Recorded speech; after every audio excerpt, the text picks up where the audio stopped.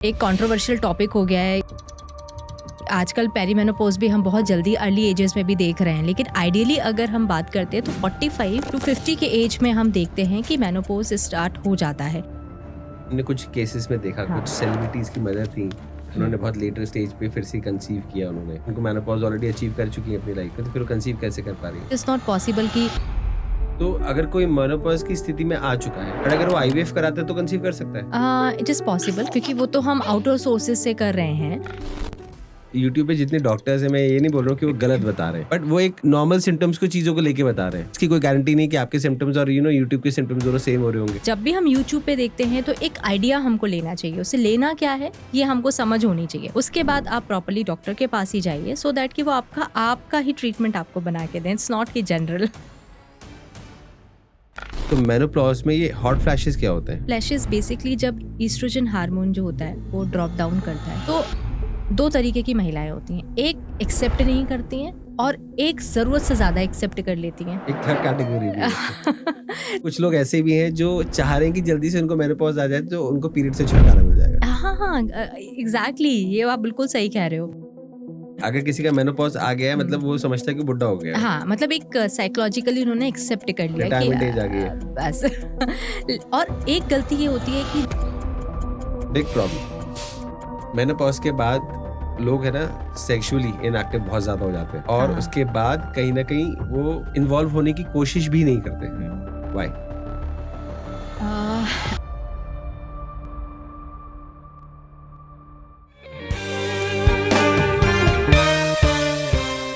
तो ये menopause exactly होता क्या है? मेनोपॉज तो बेसिकली देखा जाए तो बहुत ही नेचुरल बायोलॉजिकल प्रोसेस है, जिसमें कि हमारे जो हार्मोन्स हैं, महिलाओं के हार्मोन्स जो होते हैं वो ड्रॉप डाउन होते हैं। स्पेशली ईस्ट्रोजन है, प्रोजेस्टेरॉन है, जो बेसिकली ओवरीज के ओव्यूलेशन में हेल्प करता है। जैसे ही वो ड्रॉप डाउन होने लगते हैं, एज के साथ में हर चीज़ डिक्रीज़ होने लगती है ना, तो हार्मोन्स भी डिक्रीज़ होने लगते हैं। तो फिर जैसे ही वो कम होने लगते हैं तो हमारे जो मेंस्ट्रुएशन साइकिल गैप आने लगता है, मिस होने लगते हैं। तो जैसे ही वो मिस होने लगते हैं उसको हम मेनोपॉज की श्रेणी में डालने लगते हैं महिलाओं को। बट ऐसा बोलते हैं ना कि हर फीमेल की बात हाँ। कुछ नंबर ऑफ एग्स ही होते हैं, हम्म। तो क्या इसका उससे भी कुछ रिलेशन है क्या कि एग्स खत्म हो गए तो मेनोपॉज नहीं हो रहा है, वो सॉरी मेनोपॉज में आ गए हैं, something like that? Is it ऐसा कुछ भी होता है? नहीं Is नहीं, it? देखिए कैसा होता है ना कि एग्स का काउंटिंग इज डिफरेंट है, ठीक है, लेकिन मेनोपॉज एक अपने आप में एक बायोलॉजिकल मतलब प्रोसेस काउंटिंग से है। इसका कोई लेना देना नहीं? काउंटिंग का इससे को लेना, हाँ, इससे हम प्री कर सकते हैं। एज थोड़ा सा प्री हो सकती है, जैसे फॉर एग्जांपल 45 टू 55 देखा जाता है, उससे हो सकता है कि वो पहले हो जाए। लेकिन वो अपना प्रोसेस जो है उसका काउंटिंग से लेना देना नहीं है। मतलब वो कंसीव करेगी, ओव्यूलेशन नहीं होगा तो कंसीव नहीं कर पाएगी ना, लेकिन अदरवाइज तो उसका साइकिल तो चलेगा, क्योंकि उसके हार्मोन्स तो अपने प्रॉपर है ना, वर्क कर रहे हैं। तो एक एक्सपेक्टेड डेट क्या होती है कि जिस एज में मेनोपॉज आ ही जाता है लोगों को? वैसे तो बहुत ज़्यादा इस पे बातचीत हो रही है, क्योंकि एक कंट्रोवर्शियल टॉपिक हो गया है। आजकल पेरीमेनोपॉज भी हम बहुत जल्दी अर्ली एजेस में भी देख रहे हैं, लेकिन आइडियली अगर हम बात करते हैं तो 45 टू 50 के एज में हम देखते हैं कि मेनोपॉज स्टार्ट हो जाता है। लेकिन अगेन लाइफस्टाइल बहुत मैटर करती है कि उसको हम प्रीपोन कर सकते हैं कि पोस्टपोन कर सकते हैं। बट जैसे अभी हमने कुछ केसेस में देखा, हाँ। कुछ सेलिब्रिटीज की मदर थी, उन्होंने बहुत लेटर स्टेज पे फिर से कंसीव किया उन्होंने, हम्म। तो फिर उन्होंने कैसे कंसीव किया जब अगर उनको मेनोपॉज ऑलरेडी अचीव कर चुकी है अपनी लाइफ में, तो फिर वो कंसीव कैसे कर पा रही है? देखिए कई बार ऐसा होता है ना कि जब एग्जामिनेशंस किए जाते हैं या फिर उन्होंने कोई हार्मोन थेरेपी, रिप्लेसमेंट थेरेपीज ली होंगी, तो ईस्ट्रोजन की उसमें कहीं ना कहीं मात्रा प्रेजेंट होगी उनकी ओवरीज में, ओव्यूलेशन होगा, तभी वो पॉसिबल है। अदरवाइज तो इट इज़ नॉट पॉसिबल कि वो है ही नहीं, मतलब ओव्यूलेशन हो ही नहीं रहा है और कैसे कोई कंसीव कर सकता है। और कई बार ऐसा होता है कि 2-3 मंथ्स के लिए मिस हो गया है पीरियड्स, और हमको ऐसा लगने लगता है कि नहीं, अब तो हम मेनोपॉज के स्टेज में आ गए, बट ऐसा नहीं है। जब तक हम एक कंसेक्यूटिवली 12 मंथ्स तक हम मिस नहीं देखते हैं पीरियड्स को, तो तब तक हम मेनोपॉज तो नहीं बोल सकते हैं उसको। तो अगर कोई मेनोपॉज की स्थिति में आ चुका है, राइट, बट अगर वो आईवीएफ कराता है तो कंसीव कर सकता है? इट इज़ पॉसिबल, क्योंकि वो तो हम आउटर सोर्सेज से कर रहे हैं, तो ले सकते हैं हम, मतलब उसमें पॉसिबल है ये चीज़ आईवीएफ से। तो पीरियड्स बंद होना ही मेनोपॉज होता है क्या? क्योंकि जनरली जैसे अभी आपने बोला कि किसी को 3 पीरियड मिस हो गए, तो कई बार लोगों को कभी पीरियड्स आते हैं, कभी नहीं आते, फिर लगातार 6 महीने नहीं आए कई बार। तो इंसान कैसे डिसाइड करे कि कब तक पीरियड्स ना आना इज नोन एज मेनोपॉज? देखो, पीरियड मिस होना एक डिफरेंट है, लेकिन कौन से एज में पीरियड मिस होना है पहले तो हम वो देखते हैं। कई बार ऐसा होता है कि 38 या 40 में पीरियड मिस हो रहा है तो हमको ऐसा लगता है कि मेनोपॉज आ गया, बट ऐसा नहीं है। मे बी कई बार में हम लोग ऐसा देखते हैं कि मेडिकेशंस के कारण या ओवर स्ट्रेस के कारण या फिर कुछ भी लाइफस्टाइल चेंजेस आए हैं उसके कारण भी पीरियड मिस हो गया है। बट ऐसा कहीं पे भी नहीं है कि आपका पीरियड मिस 1 हो रहा है, 2 हो रहा है तो आप मेनोपॉज के स्टेज में आप आ चुके हो, ऐसा नहीं होता है। जब तक मैंने जैसे पहले भी बोला है कि 12 कॉन्जिक्यूटिव मंथ्स नहीं आ जाते हैं और इसके बाद भी अगर आप प्रॉपरली सोनोग्राफी कराते हो गायनिक के पास जाके, तभी वो हम बता सकते हैं कि यस आप अब मेनोपॉज के स्टेज में हो। या फिर कई बार कुछ ऐसे इन्वेस्टिगेशंस होते हैं, ब्लड इन्वेस्टिगेशंस होते हैं जिसमें हम हार्मोन को देखा जाता है कि वो वाकई उस लेवल पे टारगेट कर रहे हैं कि नहीं कर रहे हैं, तो तब हम डिसाइड कर सकते हैं कि यस आप मेनोपॉज में हो कि नहीं हो। लेकिन ऐसे मिस होने के तो बहुत सारे कारण हो सकते हैं। मे बी पीसीओडी भी हो सकता है, किसी को पीसीओडी पास्ट हिस्ट्री हो, तो ये डिफाइन नहीं कर सकता है। तो जब भी ऐसी कोई सिचुएशन बनती है तो बेस्ट है कि हम डिसाइड ना करें, हम और डॉक्टर के यूट्यूब की पास हेल्प ना जाएं। लें। यूट्यूब की तो बिल्कुल हेल्प ना लें, बस वो मुझे लगता है कि मिसगाइड कर देते हैं कई बार और हम खुद से ही अपना ट्रीटमेंट स्टार्ट कर देते हैं, तो राइट, वो नहीं करना चाहिए। क्योंकि यूट्यूब पे जितने डॉक्टर्स हैं, मैं ये नहीं बोल रहा हूँ कि वो गलत बता रहे हैं, बट वो एक नॉर्मल सिम्टम्स को चीज़ों को लेके बता रहे हैं। आपके मतलब इसकी कोई गारंटी नहीं कि आपके सिम्टम्स और यूट्यूब के सिम्टम्स दोनों सेम हो रहे होंगे। देखिए, ट्रीटमेंट ना कभी भी जनरलाइज नहीं होता है, ये पर्सनलाइज्ड होता है एग्जैक्टली। ना। अगर मेरे को प्रॉब्लम है ना तो मेरी प्रॉब्लम लिस्ट डिफरेंट हो सकती हैं और मेरी उस ट्रीटमेंट के बाद मेरी एक्सपेक्टेशन उस ट्रीटमेंट से डिफरेंट हो सकता है। तो ये कभी भी ना हम जनरलाइज वे में ट्रीटमेंट करने की कोशिश करते हैं, कई बार यूट्यूब से देख के खुद की करने लगते, दैट इज़ अ जनरल। तो जनरल कभी भी नहीं जाना चाहिए, बड़ा पर्सनलाइज्ड होता है ये ट्रीटमेंट। तो जब भी हम यूट्यूब पे देखते हैं तो एक आइडिया हमको लेना चाहिए, उससे लेना क्या है ये हमको समझ होनी चाहिए। वो हमने ले लिया कि हाँ ये बीमारी है, इसके लिए हमको ये स्टेप लेना चाहिए, बस that is only the thing ना। उसके बाद आप प्रॉपरली डॉक्टर के पास ही जाइए सो दैट कि वो आपका ही ट्रीटमेंट आपको बना के दें, इट्स नॉट कि जनरल। तो ये एक टर्म बहुत ज़्यादा यूज होता है, प्री मेनोपॉज। तो एक मेनोपॉज अलग है, प्री मेनोपॉज अलग है, राइट? बेसिकली जब भी कोई मेनोपॉज की स्टेज में आता है तो उससे पहले ना आपकी बॉडी कुछ साइन एंड सिम्टम्स देने लगती है। जैसे कि अभी हम लोग डिस्कस कर रहे थे कि मेंस्ट्रुएशन साइकिल मिस होने लगते हैं, पीरियड्स मिस होने लगते हैं। तो एक मिस हुआ, फिर एक मंथ के बाद में सेकेंड मिस हो गया, या फिर हॉट फ्लैशेस आने लगते हैं, मूड स्विंग्स होने लगते हैं, या फिर कई बार जो फ्लो है वो कई बार बहुत ज़्यादा होता है या फिर कम होने लगता है। तो ये हमको पहले से हमारी बॉडी इंडिकेट करती है। ऑल ऑफ सडन तो मेनोपॉज आएगा नहीं, कुछ ना कुछ इंडिकेशन हमारी बॉडी देगी। तो ये इंडिकेशंस हमको मिलने लगते हैं जिससे हमको ये समझ में आता है कि यस नाउ हम हो सकता है अब जल्दी से ही मेनोपॉज के स्टेज में एंटर कर जाएंगे। तो ये जो है हमारा प्री मेनोपॉज में दिखने लगता है महिलाओं को। तो अभी आपने एक वर्ड यूज किया, हॉट फ्लैशेस। तो मेनोपॉज में ये हॉट फ्लैशेस क्या होते हैं? देखिए, हॉट फ्लैशेस बेसिकली जब ईस्ट्रोजन हार्मोन जो होता है वो ड्रॉप डाउन करता है तो हाइपोथैलेमस का काम होता है टेम्परेचर को रेगुलेट करना। पर जैसे ही हार्मोन ड्रॉप डाउन हुआ तो हाइपोथैलेमस ना कंफ्यूज हो जाता है, क्योंकि अभी तक हाइपोथैलेमस क्या होता है? हमारा थर्मोस्टेट होता है हमारी हाइपोथैलेमस बॉडी का। बेसिकली हमारे ब्रेन का एक पार्ट होता है जिसका काम होता है कि अपने बॉडी टेम्परेचर को रेगुलेट करता है। जब ईस्ट्रोजन लो डाउन होते हैं तो वो कंफ्यूज हो जाता है कि अब मुझे करना क्या है। तब हॉट फ्लैशेस यानी कि all of sudden temperature raise होने लगता है। जो महिलाएं हैं उनको लगता है कि बहुत गर्मी लग रही है, अचानक से कुछ सेकंड्स के लिए हो सकता है, ये कुछ मिनट्स के लिए लास्ट हो सकता है। बहुत तेज़ पसीना आने लगता है, या बहुत ऐसा लगता है कि बहुत ठंड में भी हमको बहुत गर्मी लग रही है, या फिर ऐसा भी होता है कि एकदम से उनको लगता है कि मैं ठंडा ठंडा पानी पी लेती हूँ। तो ये हॉट फ्लैशेस जस्ट बिकॉज हमारे ईस्ट्रोजन हार्मोन्स जो हैं वो ड्रॉप डाउन हो रहे हैं, हाइपोथैलेमस उसको प्रॉपरली मैसेज नहीं दे पा रहा है, इसलिए हॉट फ्लैशेस देखे जाते हैं फीमेल्स में। तो प्री मेनोपॉज में भी कोई गलतियां होती हैं कि या मेनोपॉज में गलतियां होती हैं? आपने मुझसे अभी पूछा ना कि मेनोपॉज में ही गलतियां करते हैं, पेरीमेनोपॉज में नहीं कर सकते हैं। हाँ। तो ऐसा नहीं है, महिलाएं तो हर स्टेज में ही गलतियां कर रही हैं। मतलब अगर मैं देखती हूँ बच्चा डिलीवरी होता है, डिलीवर करती हैं तो वो मान लेती हैं कि ये तो होना ही है। मेनोपॉज आता है तो उनको लगता है मैं दादी नानी को हुआ था तो हमको भी होना ही है। तो वो एक्सेप्ट कर चुकी हैं कि बॉडी के साथ ये चेंजेस होने ही हैं। यस होने हैं, क्योंकि फीमेल्स में सबसे ज़्यादा हार्मोन्स का फ्लक्चुएशन देखने को मिलता है, लेकिन हमेशा उसका वे है, हमेशा उसका एक तरीका है जिससे ना आप उन सारे लक्षणों को, जो भी परेशानियां हैं उनको आप ठीक कर सकते हो। बट हम वे आउट नहीं ढूंढते, हम उसको एक्सेप्ट कर रहे हैं कि नहीं नहीं ये तो होना ही है। तो जो हम बात कर रहे हैं ना अभी कि मेनोपॉज में ही करेंगे क्या गलतियां महिलाएं, पेरीमेनोपॉज में नहीं करेंगे कि नहीं, उसमें भी करेंगी, वो उनको करना ही है हेल्थ को लेकर ना।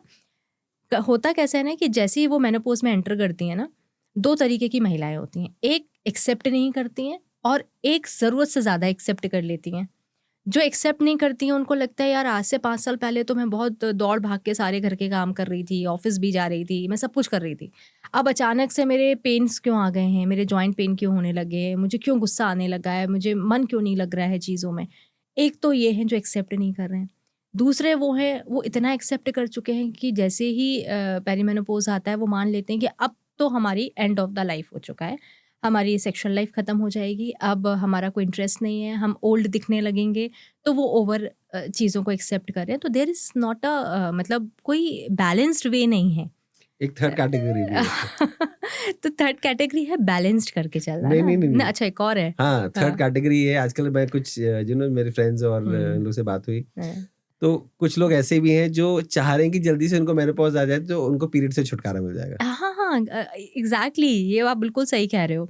कितनी बार होता है हम अपने फ्रेंड सर्कल में भी देखते हैं तो वो खुश हो जाते हैं कि अरे ठीक है यार वो पीरियड से छुटकारा मिल गया। बट अगेन जो प्रॉब्लम्स हैं मेनोपॉज़ में वो आएँगी। आपका वेट गेन होने लगेगा, आपको ऑस्टियोपोरोसिस बहुत तेज़ी से होने लगेगा, कैल्शियम का एब्ज़ॉर्प्शन कम होने लगेगा, मूड स्विंग्स होने लगेंगे। कितने सारे प्रॉब्लम्स भी तो हम इनवाइट कर रहे हैं ना, लेकिन वो कंफर्टेबल है उसके साथ। तो मेनोपॉज में एग्जैक्टली लोग गलतियाँ क्या करते हैं फिर?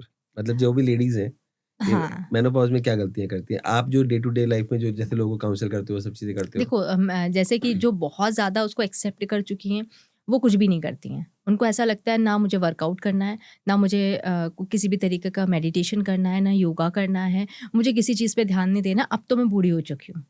एक सबसे बड़ी गलती ये होती ओके, है। मतलब अगर किसी का मेनोपॉज आ गया है, मतलब हुँ। वो समझता है कि बुड्ढा हो गया है, हाँ, मतलब एक साइकोलॉजिकली उन्होंने एक्सेप्ट कर लिया कि रिटायरमेंट एज आ गई है। बस। और एक गलती ये होती है कि जो लोग बिल्कुल एक्सेप्ट ही नहीं कर पा रहे हैं, वो ओवरडू करने लगते हैं। वो जिम जाने लगते हैं, उनको लगता है कि नहीं मेरी स्ट्रेंथ कैसे कम हो रही है, मैं जिम कर लेती हूँ। तो जब जिम करते हैं, वेट लिफ्टिंग करते हैं तो अगेन इंजरी के चांसेस बढ़ जाते हैं। तो कहीं न कहीं दोनों ही जब बहुत ज़्यादा मान रहे हैं, इस चीज़ को एक्सेप्ट कर रहे हैं, वो भी गलतियाँ कर रहे हैं, जो नहीं कर रहे हैं, वो भी गलतियाँ कर रहे हैं। तो मुझे लगता है इसका बैलेंस्ड वे निकालना चाहिए। तो अभी आपने वेट गेन का बोला था, हाँ। तो मेनोपॉज में वेट गेन क्यों होने लग जाता है? देखो अगेन अगर हम मेनोपॉज़ की बात करते हैं तो हार्मोन का सबसे बड़ा रोल होता है। जैसे अभी हम लोग बात कर रहे थे ईस्ट्रोजन हार्मोन, प्रोजेस्टेरोन हार्मोन, तो जब वो ड्रॉप डाउन होने लगते हैं तो हमारा बेसिक मेटाबॉलिक रेट जो होता है वो भी कम होने लगता है। अब हम गलती क्या करते हैं, हमको लगता है कि हम कम खाना खाएँ, ज़्यादा खाना खाएँगे तो वेट गेन हो जाएगा और हुँ, हम एक्सरसाइज़ करते ही नहीं हैं। अब राइट। अगेन हम खाना खा रहे हैं, हमारा बेसिक मेटाबॉलिक रेट तो कम हो चुका है, तो अब वो किस में कन्वर्ट हो जाएगा? फैट डिपोज़िशन में हो जाएगा, क्योंकि हम एक्सरसाइज़ेज़ तो कर नहीं रहे हैं, हम मान चुके हैं कि बुड्ढे हो गए। तो ये एक बड़ा रीज़न हो जाता है। तो इसमें हमको खाना ऐसे स्किप नहीं करना चाहिए कि हम बहुत ज़्यादा स्किप कर दें या हम बहुत ओवरडू खाने लगें। Just be a nutritional food को हमें यहाँ पे लेना स्टार्ट करना चाहिए with along with the exercises. That will be the perfect way. आपका इसकी कोई कोई केस स्टडी है क्या? जहाँ पे ऐसा कुछ प्रॉब्लम हुई थी और लोग आपके पास आए थे और हाँ, बहुत सारे ऐसे मतलब हमारे पास जो पेशेंट्स आते हैं जनरली आते हैं वो दूसरे प्रॉब्लम के लिए। उनको होता है कि स्लिप डिस्क हो गया है, नी पेन हो रहा है। जब हम उनसे बात करते हैं तो बोलते हैं अरे ये तो होना ही है, अब हम आ ही गए हैं इस एज में, 50 में आ ही गए हैं, अब ये तो चलता ही रहेगा। अगेन वेट गेन क्योंकि हो रहा होता है तो वो एक इमेज जो पहले बहुत परफेक्ट दिखने की इमेज हो रही होती है, वो भी कहीं न कहीं डिस्टॉर्ट हो रही होती है यहाँ पे। उनको लगता है कि अब हम इतने परफेक्ट नहीं दिख रहे हैं, वेट गेन हो रहा है। अगेन वो गलतियाँ करते हैं लेकिन एक्सेप्ट नहीं करते हैं। हम उनको बोलते हैं कि आप स्ट्रेचिंग एक्सरसाइजेस करिए, आप नॉर्मल योगा ऑप्ट कर लीजिए घर में, but they are not taking seriously. तो वो गलतियों से उनके अदर जो जॉइंट पेन है या स्लिप डिस्क है, आप देखिए आजकल कितना स्लिप डिस्क का प्रॉब्लम बढ़ गया राइट? है ना? हर दूसरे महिलाओं को स्लिप डिस्क का प्रॉब्लम है। क्यों है? क्योंकि उनका पोस्चर भी ठीक नहीं है और वो अपने बॉडी पे काम ही नहीं करना चाहते हैं।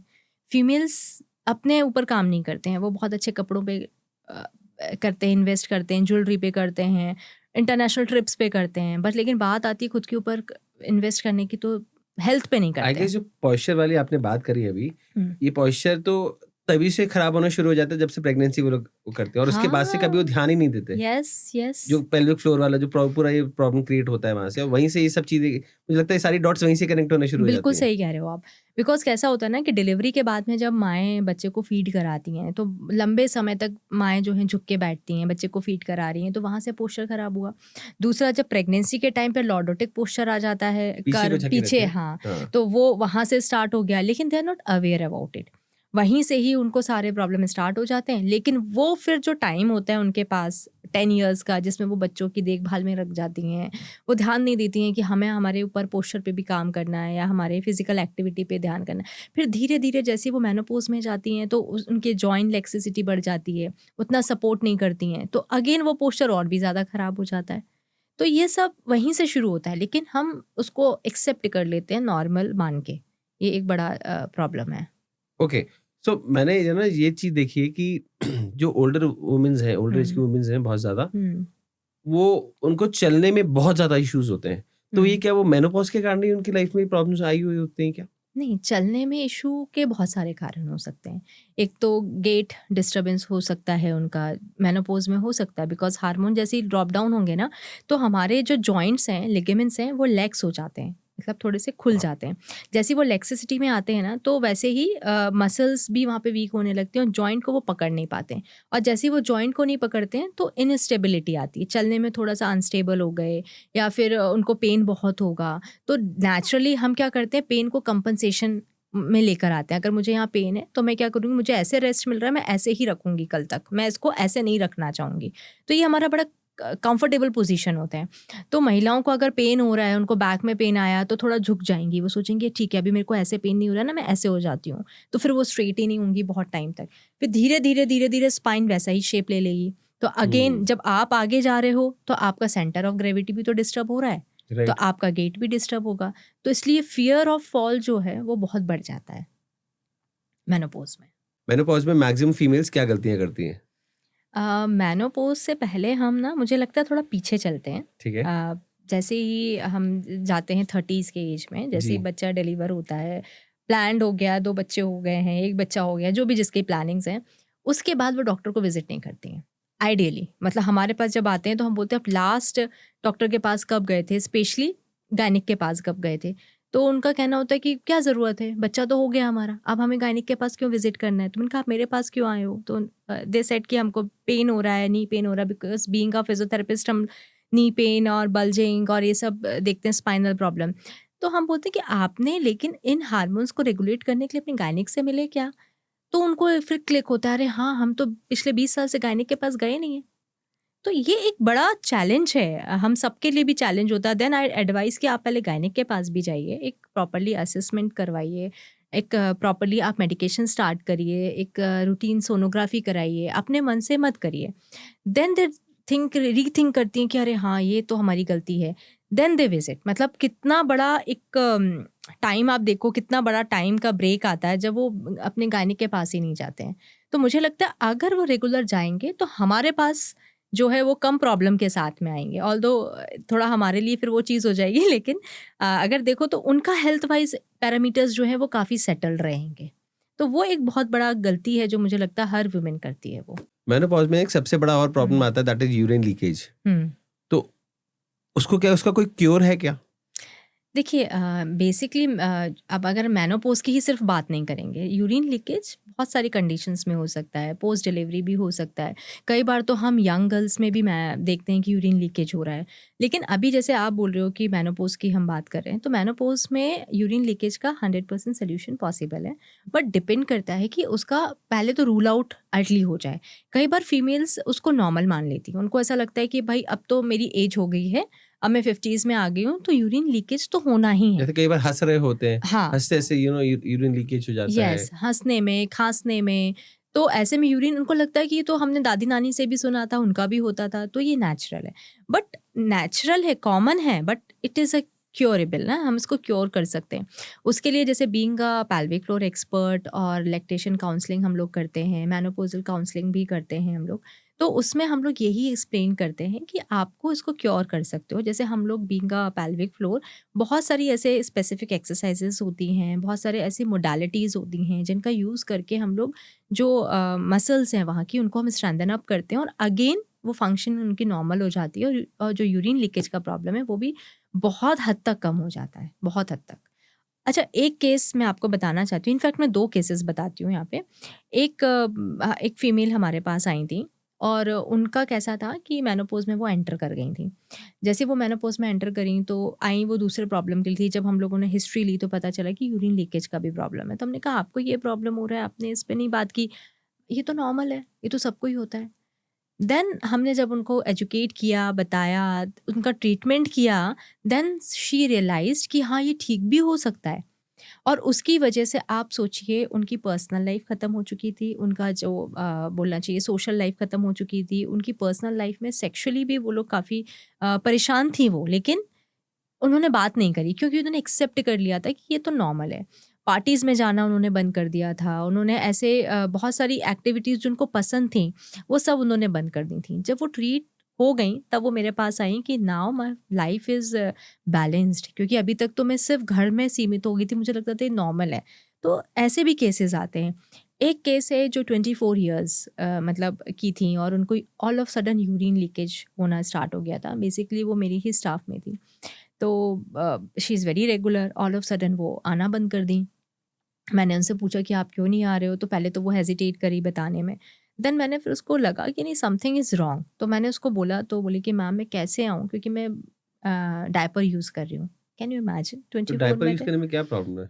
24 में डायपर यूज़ कर, मतलब ये तो बच्चों को पहलाया जाता है या फिर एल्डरली लोगों को जो यूरिन को कंट्रोल नहीं कर पा रहे हैं। इट्स वेरी मतलब बहुत ही एम्बैरेसिंग सिचुएशन हो सकती है ना किसी फीमेल के एग्ज़ैक्टली, लिए। मतलब उनको लगा कि अरे मेरे साथ कुछ एब्नॉर्मल हो रहा है। यस, उनको लगा कि पता नहीं क्या प्रॉब्लम हो गई, बड़ी बीमारी हो गई है उसको, क्योंकि इतने कम एज में अगेन वो किसी डॉक्टर के पास विजिट ना करे। फिर जब मैंने उनसे पूछा या उन्होंने मेरे कुछ वीडियोस देखे पेल्विक फ्लोर पे, then she come to me कि फाइनली कि ठीक है मैम, मैं आपको बताती हूँ। उन्होंने मुझे बताया, मैंने उनको फिर कुछ एक्सरसाइजेस बताई, and then now she is fine, कि वो ठीक हो गई। लेकिन आप ये सोचो, ऐसे कितनी यंग फीमेल्स भी होंगी जो इस वजह से, वो आप सोचो मेरे पास इस उसमें आ गई थी कि मेरे को आप रेजिग्नेशन ले लीजिए, I can't continue my job. आप सोचो, कोई अपने जॉब तक भी आ सकता है क्या इस प्रॉब्लम से? इनफैक्ट अगर मैं सिर्फ फीमेल्स की बात करूँ, हाँ, तो फीमेल्स के साथ सबसे बड़ा प्रॉब्लम ये होता है कि वो अपनी बातें किसी के साथ शेयर नहीं करना चाहती। हाँ, लेकिन क्यों? क्यों नहीं करना चाहती हैं? मतलब जैसे हाथ में दर्द होता है, सिर में दर्द होता है, हम सबको बताते हैं, तो फिर ये इन चीज़ों को लेके क्यों नहीं? हमारे साथ जैसे हमने एक पाइल्स पे पॉडकास्ट किया था, हाँ, तो उसमें उन्होंने एक केस स्टडी बताई हुँ, कि एक उनके पास फीमेल आई जिसको 12-15 साल से ये हुँ, प्रॉब्लम थी कि मतलब फिशर का इन सब का प्रॉब्लम हुँ, था, पाइल्स का प्रॉब्लम था। हुँ, बट क्योंकि वो खून निकलता है, वो उन्होंने अपने हस्बैंड तक से डिस्कस नहीं किया। हुँ, एक बार किसी शादी में थे वो, और हुँ, वहाँ पे उनको काफ़ी ज़्यादा ब्लीडिंग हुई और वो हुँ, अंदर ही बेहोश हो गई। ओह! तो जब देखा गया कि बहुत देर से नहीं आई है, फिर हुँ, बाथरूम-वाथरूम तोड़ के जब निकाला गया तो अंदर बेहोश पड़ी हुई थी वो। हुँ, और हुँ, जब फिर बाद में इनको, क्योंकि ब्लड लॉस बहुत हो गया था, फिर हुँ, जैसे-तैसे उनको कि वो होश में आई हॉस्पिटल में। उसके बाद फिर जब उनसे पूछा गया तो हुँ, उन्होंने बताया कि मुझे 12-15 साल से प्रॉब्लम है ये। हुँ, तो फीमेल्स कुछ भी बात हुँ। अपने हस्बैंड से, अपने क्लोज़ वन से शेयर नहीं करना चाहती हैं, और अगर करती भी हैं तो ऐसे लोग के साथ शेयर करती हैं जिनको खुद कुछ नहीं मालूम होता। एग्जैक्टली, करेक्ट है। और इसी पे ही ना मैं आपको एक, मेरे को बहुत सारे केसेस याद आ रहे हैं, मैं एक आध आपसे शेयर करना चाहती हूँ। एक प्रॉब्लम होती है फीमेल्स में, वैजिनिस्मस होता है जिसमें कि जो विजाइना है इनवॉलेंटरी स्पाज्म में चला जाता है। ऐसे में फीमेल्स जो है अपने पार्टनर के साथ में रिलेशन नहीं बना पाती हैं। तो एक मेरे पास फीमेल आई, तो उनका 10 ईयर्स हो गए थे मैरिज को। तो वो मेरे को आके, उसने पूरा यूट्यूब से डायग्नोस बना लिया था कि मेरे को प्रॉब्लम क्या है। Then she come to me, तो बोली कि मैडम मेरे को ये प्रॉब्लम है, पहले तो आप ये बताओ कि आप ये ट्रीट करते हो कि नहीं करते हो? तो मैंने कहा yes, because being a pelvic floor expert, पर फिर भी मैं एक बार पूरा समझना चाहूँगी आपका केस। कहती सबसे पहली बात, मेरे को 10 साल हो गए, मेरा बच्चा नहीं है और मेरे हस्बैंड का एक्स्ट्रा मैरिटल अफेयर शुरू हो गया है। मेरे इन लॉज बोल रहे हैं कि आप तो डिवोर्स ले लो। मतलब सोचो लाइफ कहाँ पहुँच गई। मैंने कहा आप 10 साल से क्या कर रहे थे, पहले आप ये बताओ। तो वो बोले कि मेरे को समझ में नहीं आ रहा था मैं बोलूँ किससे। मैंने कहा आपने हस्बैंड को बताया जो आपने डायग्नोज़ बनाया है? आप मेरे पास बना के लाए हो, ये डायग्नोज़ आपने हस्बैंड को बताया? शी सेड नो, उनको कुछ नहीं पता है। बस उनको ये पता है कि मैं एलिजिबल नहीं हूँ उनके साथ रिलेशनशिप बनाने के लिए। Can you imagine? But reason इसके पीछे फाइंड आउट नहीं करना कि क्यों? नहीं, उन्होंने फाइंड आउट कर लिया कि ये प्रॉब्लम है, और लेकिन हस्बैंड से शेयर नहीं किया। जो हम बात कर रहे हैं ना कि कम्युनिकेशन नहीं राइट करती हैं, राइट राइट। हस्बैंड को नहीं बताया। बस ये है कि हाँ, आपके साथ हम कंफर्टेबल नहीं है रिलेशन बनाने के लिए, ये उन्होंने मान लिया क्योंकि 10 साल हो गए हैं, तो वो एक्सेप्ट कर ही लिया होगा उस चीज़ को। देन हमने उनका ट्रीटमेंट स्टार्ट किया एंड अच्छे से सब चीज़ें हो गई, and after 3 years she come to me with a kid कि मैडम फाइनली मतलब ये डन हो गया है, मेरा सब चीज़ें अच्छे से सॉर्ट आउट हो गई थी। देन मैंने मतलब मेरा बच्चा भी हो गया है। तो कैन यू इमेजिन कि वो अगर मेरे पास नहीं आती तो डिवोर्स हो चुका होता उसका। एग्जैक्टली। ऐसे कितनी सारी फीमेल्स होंगी जो इस प्रॉब्लम का खुद डायग्नोज तो निकाल रही हैं, बट हस्बैंड से डिस्कस नहीं कर रही। और मुझे नहीं लगता कि हस्बैंड को वो बताती तो वो इसका कुछ वे नहीं निकालते या सही डॉक्टर बात के है। पास नहीं ले जाते। True. तो अल्टीमेटली ये पता नहीं कैसे मिस हुआ होगा। तो मेनोपॉज के समय नींद कम आना क्यों शुरू हो जाता है? आ, देखिए, एक तो फियर भी रहता है, साइकोलॉजिकल भी रहता है। एक रीज़न तो ये भी है कि जैसे मेनोपॉज स्टार्ट हुआ तो हमको लगता है कि अब क्या होगा, अब तो हमारा एज हो गया है, या फिर कई बार ऐसा लगता है कि हॉट फ्लैशेस आ रहे हैं, ओवर पेन्स थिंकिंग ज्यादा हैं, कर लेते ओवर हैं। थिंकिंग होने लगता है। एंड अगेन जो प्रोजेस्टेरॉन हार्मोन रहता है ना, दिस नेचुरल सेडेटिव्स, तो वो जब कम होता है तो आपकी जो एक प्रॉपर साइकिल होनी चाहिए नींद की, वो भी डिस्टर्ब हो जाती है, क्योंकि वो आपको बड़े अच्छी साउंड स्लीप देता है प्रोजेस्टेरॉन। सर नेचुरल मैंने बताया ना कि सेडेटिव का काम करता है, तो स्लीप को भी बहुत अच्छे से मेंटेन करता है। पर वो ड्रॉप डाउन होने लगता है तो आपकी नींद भी बीच बीच में टूटने लगती है। हॉट फ्लैशेस बीच बीच में आ रहे होते हैं तो वो आपको डिस्टर्ब कर रहा होता है। यूरिन लीकेज का अगर प्रॉब्लम है तो आपने करवट बदली या कुछ किया तो वो डिस्टर्ब करेगा। मल्टीपल जॉइंट्स में पेन है तो वो डिस्टर्ब करेगा। तो देयर आर मल्टीपल रीजंस एक अब साथ। ठीक है। अभी आपने जैसे यूरिन लीकेज वाली बात करी, आपने हाँ। पहले भी बात करी थी। एक चीज मैंने और पैटर्न देखा है कि हाँ। बहुत सारी फीमेल्स को है ना, बहुत बाथरूम जाना बहुत ज्यादा फ्रीक्वेंट रहता है उनका, कि हर थोड़ी थोड़ी देर में वॉशरूम जाना है उनको। हम्म। कुछ लोगों को साइकोलॉजिकल भी होता है कि यार मैं एक बार हम्म। वॉशरूम हुआ हूँ घर जाने से, घर से बाहर निकलने से पहले। हम्म। तो ये चीज क्या होती है? सी वो डिफरेंट है। लेकिन जैसे आपने बोला ना कि बहुत बार वॉशरूम जाना, तो आई रिलेट कि may be over active bladder महिलाओं में होता है। ये ओवर एक्टिव ब्लैडर ब्लैडर क्या में होता है ये मतलब? बेसिकली एक जो नर्व है जो ओवर एक्टिव मतलब हमारे ब्लैडर को कंट्रोल करती है, जिसने कि होल्ड करना और पी आउट करना, ये सब चीज़ों के लिए पिडेंटल नर्व रिस्पॉन्सिबल होती है। जब वो बहुत ज़्यादा ओवर एक्टिव हो जाती है तो वो सेंसेशन देती है बार बार वॉशरूम ब्लैडर जाने को, के लिए? हाँ, ब्लैडर को एम्प्टी करने के लिए। अब आप बार-बार एम्प्टी करने के लिए आ रहा है सिग्नल तो आप बार-बार जाओगे। अब आप जा रहे हो, बैठ रहे हो, अब जितना ब्लैडर यूरिन जितना ब्लैडर में होगा उतना ही होगा ना, लेकिन एग्जैक्टली। आपको बार-बार सिग्नल आ रहा है, that's why you are going. तो बहुत बार ऐसे फीमेल्स का होता है कि हम बार-बार जा रहे हैं, उससे उनका जो एक अच्छा क्वालिटी लाइफ है बहुत डिस्टर्ब हो जाता है। एक केस मेरे पास आया था, तो she is from very high profile family. Family से थे वो। अब मतलब पार्टी गोइंग वाला था और सब चीज़ें बहुत अच्छी थी। लेकिन all of sudden over active bladder हो गया उनको। ओवर एक्टिव ब्लैडर से वो 3 साल से परेशान थी। 3 साल से सोचो, उनको अब जाके 8 साल बाद बच्चे का प्लान करना था क्योंकि ऑलरेडी वो लेट थे। तो जैसे ही उन्होंने प्लान किया ओवर एक्टिव ब्लैडर हो गया। अब 3 साल से वो परेशान हो रही हैं, कभी कहीं जा रही हैं, कहीं जा रही हैं। फाइनली उनको किसी ने मेरा बताया, then she come to me. हमने उनका ओवर एक्टिव ब्लैडर के लिए जो पिडेंटल नर्व होती है उसको हमने थोड़ा-सा, जो बहुत ज़्यादा स्टिमुलेट हो रही थी उसको हमने काम डाउन किया, उसको हमने प्रॉपर्ली स्टिमुलेट करके प्रॉपर सिग्नल्स उसमें पहुंचने लगे, एंड पेशेंट को कुछ एक्सरसाइजेस हम लोगों ने बताई, then now she is fine. मतलब उनकी वापस से ही स्टार्ट हो गई जो उनकी सोशल लाइफ थी, उनका मतलब पर्सनल लाइफ भी बहुत ज़्यादा हैम्पर हो गई थी क्योंकि सेक्सुअली वो इतना एक्टिव अपने आप को फील नहीं कर रही थी। तो ओवरऑल उनकी क्वालिटी ऑफ लाइफ बहुत डिस्टर्ब थी। अच्छा, उनमें एक पैटर्न और देखा गया था होने का, क्योंकि वो पार्टी गोइंग थे तो कैफ़ीन वगैरह रेगुलरली लेना, अल्कोहल लेना, ये बहुत कॉमन था। तो एक वो रीज़न हमको समझ में आया, और जब वो हमारे पास ट्रीटमेंट के लिए आती थी, तो जब वो ठीक हो गईं, तो वापस से पार्टी में जाने लगीं। जब वो पार्टी में जाती थीं, अल्कोहल लेती थीं, अगेन उनको प्रॉब्लम हो जाता था। Then she come to me कि अरे आज फिर हम उनको पूछते थे कि क्या किया आपने? कुछ नहीं, मैं कल पार्टी में गई थी सिर्फ। देन आई आस्क्ड कि आप कुछ कैफ़ीन या कुछ इस तरीके का? तो शी सेड येस। तो ये भी पैटर्न देखा जा रहा है। तो फीमेल्स को एक्चुअल में इन सब चीज़ों से दूर रख के अपने आप को एक हेल्दी लाइफ़स्टाइल में जाना चाहिए। तो मुझे लगता है कि वो बेटर वे होगा उनके लिए। तो मेनोपॉज में जो मूड स्विंग्स आते हैं बार बार, हुँ। वो हार्मोन्स के कारण ज्यादा आते हैं या लाइफस्टाइल स्ट्रेस से ज्यादा आते हैं? दोनों से आते हैं। इनफैक्ट मैं एक थर्ड फैक्टर और ऐड करूँगी, जैसे साइकोलॉजिकल, वो भी एक थर्ड है। मतलब नॉट ओनली द हार्मोन, सिर्फ हार्मोन ही नहीं है इसके लिए, हार्मोन भी है, लाइफस्टाइल भी है एंड साइकोलॉजिकल भी है। कई बारी जो है आपका लाइफस्टाइल, जैसे बहुत ज़्यादा पार्टी गोइंग हो, या फिर आपका बहुत अच्छा खाने पीने का न्यूट्रिशन बहुत अच्छा नहीं है, आप बहुत ज़्यादा एक्सरसाइज प्रोन नहीं हो, तो उनको भी ज़्यादा इफेक्ट करेगा। And third is psychological. अगर आपने ले लिया अरे बाप रे अब तो मेरा मेनोपॉज आने वाला है, हर बात को बहुत ओवर थिंक करने लगे, तो it again affect your quality of life. तो तीनों ही इक्वली इंपॉर्टेंट है। ब्रेन फॉग टेम्परेरी होता है सेम ही है परमानेंट। वो, डिप्रेशन, ब्रेन फॉग होता एंजाइटी, क्या है पहले ये full- कंफ्यूजन होना। मतलब एक साथ आपके दिमाग में 4 काम चल रहे हैं, अब आपको समझ में नहीं आ रहा पहला करना कौन सा है। मतलब एक हो गया ना फॉग हो गया, मैं एग्जीक्यूट ही नहीं कर पा रही हूँ चीज़ों को, एग्जीक्यूशन बहुत स्लो हो गया है। और ये होता है मेनोपॉज में, एग्जीक्यूशन बहुत स्लो हो जाता है, क्योंकि आप कॉन्सेंट्रेट नहीं कर पा रहे हो। अल्टीमेटली आपका कॉन्सेंट्रेशन पावर बहुत कम हो गया है। तो यही चीज़ है, जब आप एक्सरसाइज करते हो ना, तो आपकी बॉडी में हैप्पी हार्मोन सीक्रेट होने लगते हैं। वो आपके कंसंट्रेशन को भी बढ़ाएंगे, आपको हैप्पी भी रखेंगे, ओवर थिंकिंग से भी कम करेंगे। इसलिए बोला जाता है कि light stretching, meditation, yoga, walking, इन सब को ऑप्ट करें, सो दैट कि हैप्पी हार्मोन, क्योंकि सारे हार्मोन जब ड्रॉप हो रहे हैं तो आपकी सारी चीज़ों को ड्रॉप कर रहे हैं ना, कुछ तो हो जो ऊपर उठाए।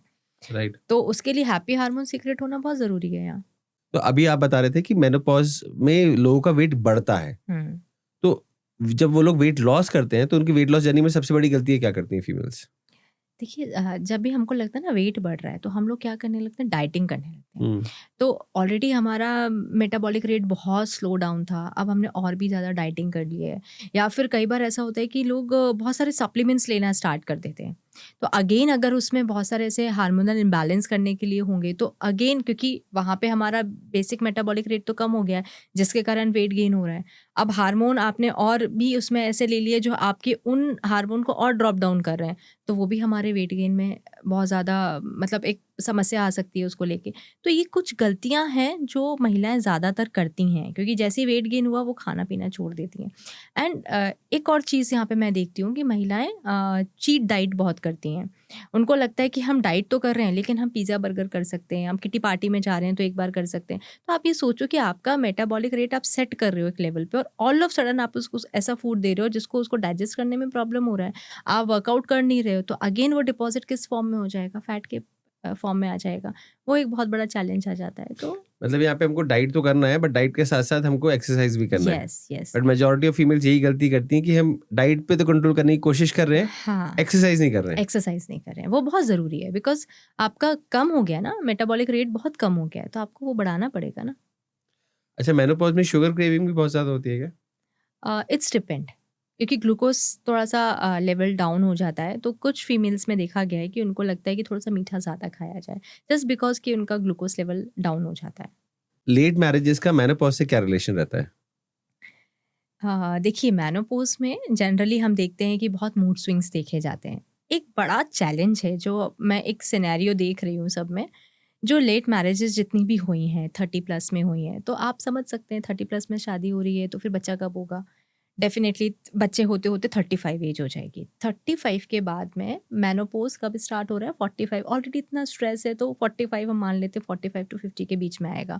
अब अगर उनकी डॉटर है, डॉटर 45 में कितने एज की होने वाली है, 10 11 12 एज में, यस। तो उसका अपना मैंसुरेशन साइकिल स्टार्ट हो रहा होगा, उसके अपने मूड स्विंग्स हो रहे होंगे, यहाँ मदर अपने मूड स्विंग से परेशान होगी, वो चीज़ों को कोप अप नहीं कर पा रही है, उसकी नींद पूरी नहीं हो रही है, उधर बच्चे को संभालना है।